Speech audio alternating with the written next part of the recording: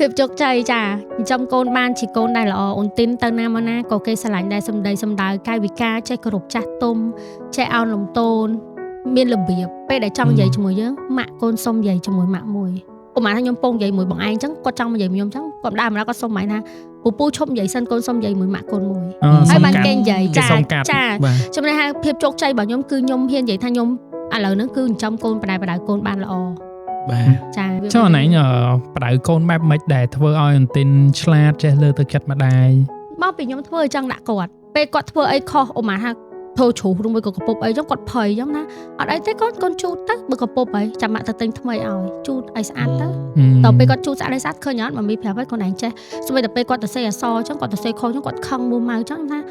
អត់ទេកូនកុំខឹងកូនឯងឃើញគេឲ្យកូនឯងទៅសេខ្មៅដៃអត់កូនឯងឃើញគេមានជាប់លុបអត់ដោយសារមនុស្សយើងចេះខុសអញ្ចឹងកូនទៅសេខុសកូនលុបចោលកូនទៅសេសាមីមិនបានកូនខឹងអត់បានជួយឲ្យកូន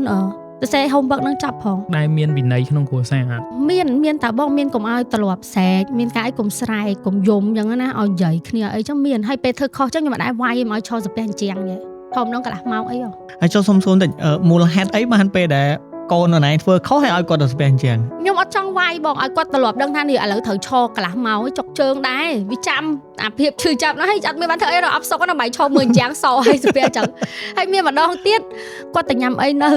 ម៉ាស់នៅហាងស៊ុបចឹងណាញ៉ាំអីនៅហាងស៊ុបហើយគាត់មិនមានសាឡុងគាត់អត់អង្គុយស្រួលគាត់ធ្វើដេកគាត់ដាក់ជើងឡើងលើ